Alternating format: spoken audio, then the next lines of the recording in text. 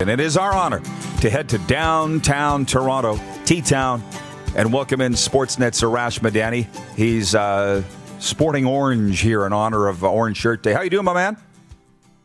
I'm doing great, Roddy. How you doing, man? Good. Early day for you. Hey, tell us about that. I saw your Instagram story. It was a early one. Early one, with the Blue Jays being eliminated. Either or, if they won yesterday to force Game 3 today or being eliminated, I was on breakfast television here in Toronto. So I admire all those people who work morning shows, Rod. My alarm clock went off at 5 today, but some of the hosts goes off at 3:30, 3:45. So talked a little Postmortem Blue Jays with their season now wrapped. So what was your take on this sweep that, if you blink, you missed the Blue Jays playoff run? Your thoughts on how they approached it and then how it went? Look, they were the 8th seed going up against the 1 seed. They were the 8th seed in an expanded playoffs in a 60-game season. I have a hard time believing in 162 they would have gotten in. They wouldn't have even gotten in if not for the expanded postseason format. Rod, let's remember, this is a team that last year went 65-97. They almost lost 100 ball games.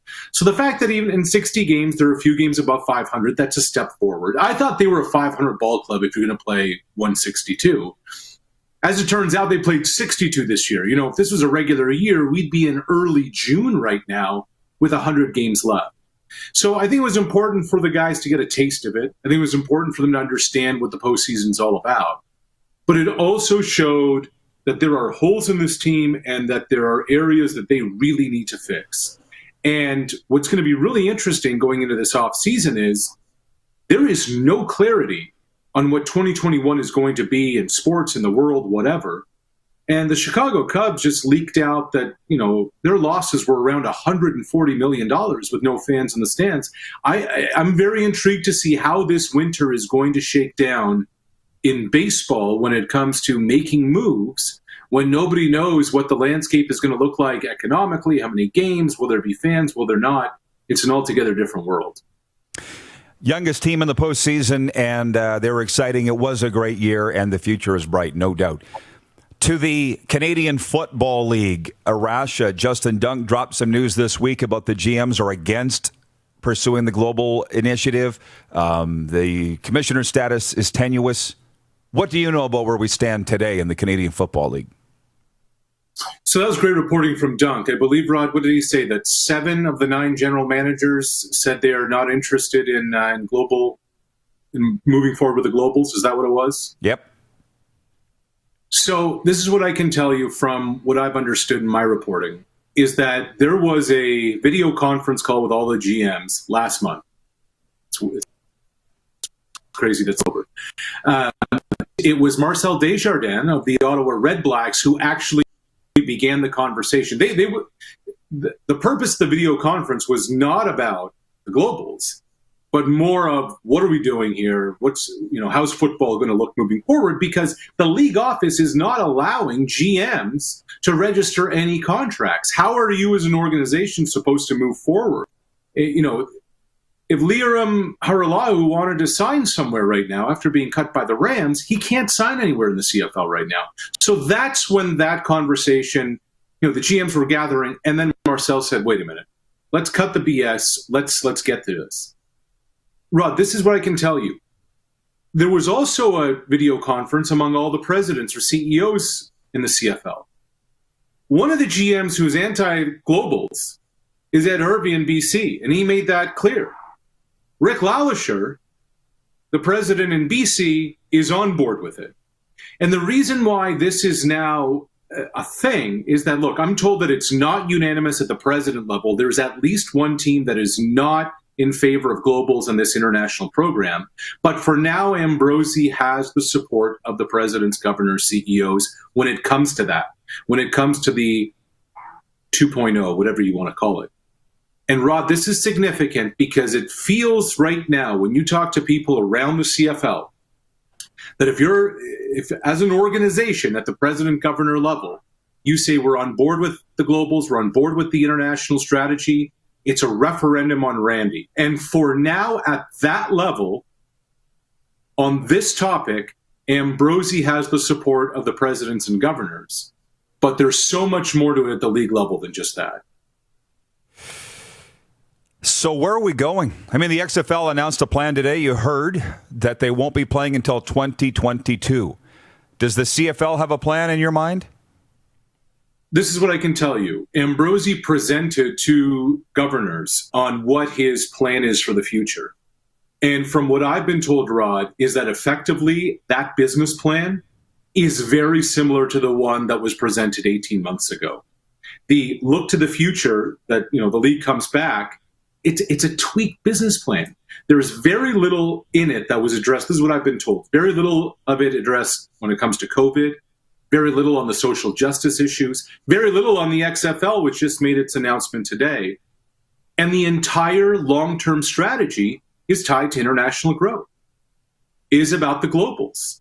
And what I was also told by somebody who saw this plan be unveiled is that there isn't much of a plan right now on what to do if there's no butts and seats.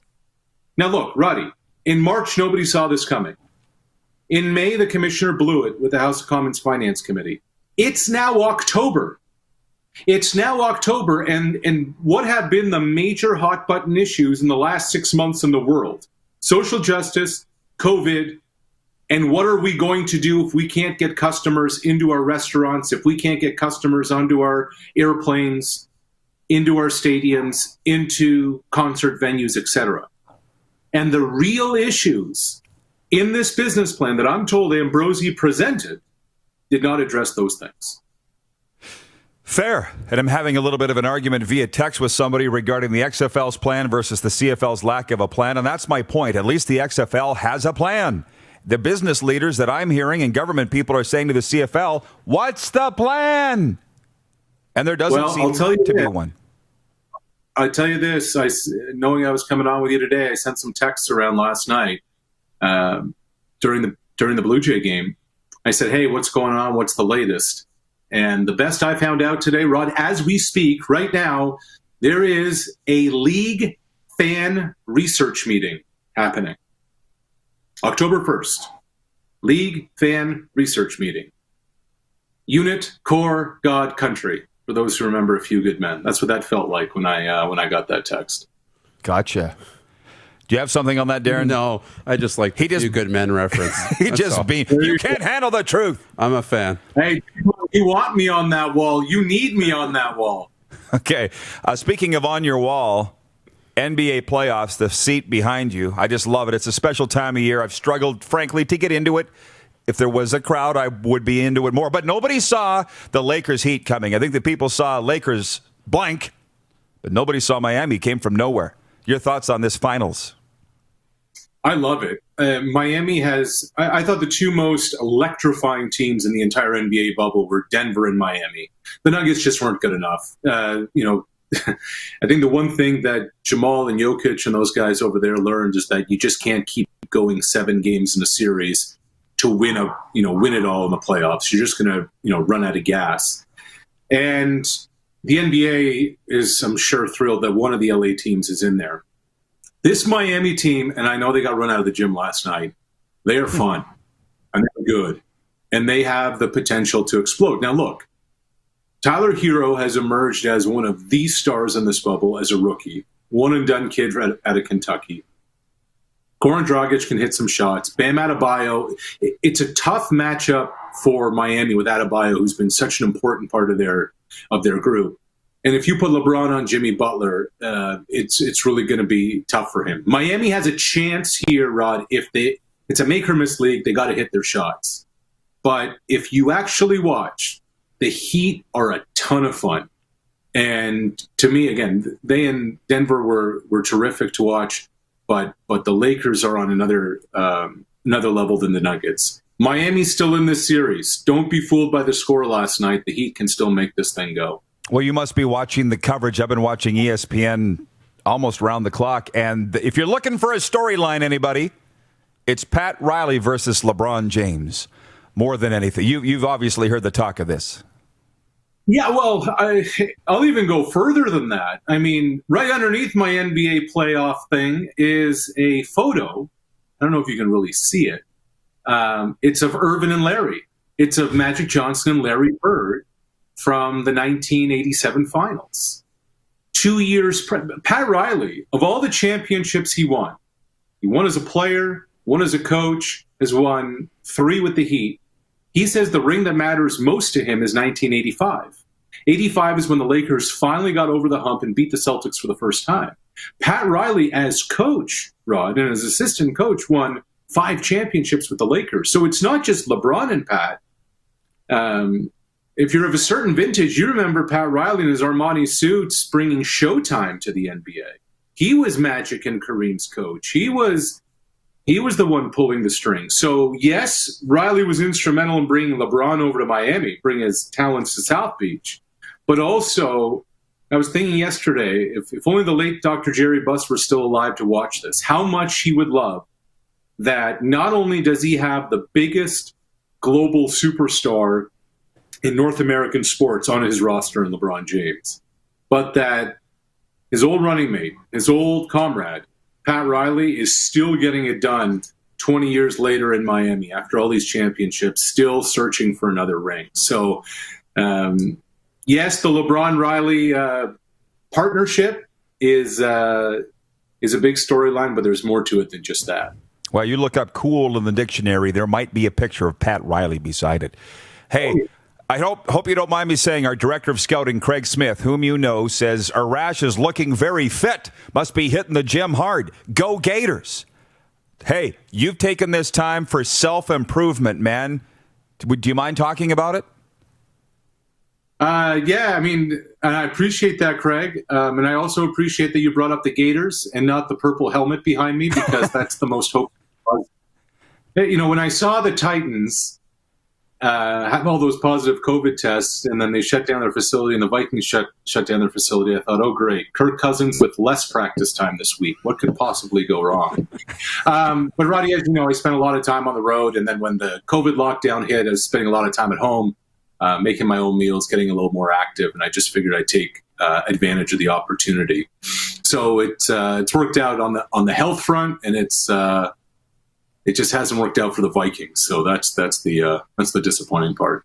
Have you had the rematch with Dunk yet on the tennis court, by the way? Because the last I saw, you whooped his butt. Has he asked for a rematch, or what's happening there?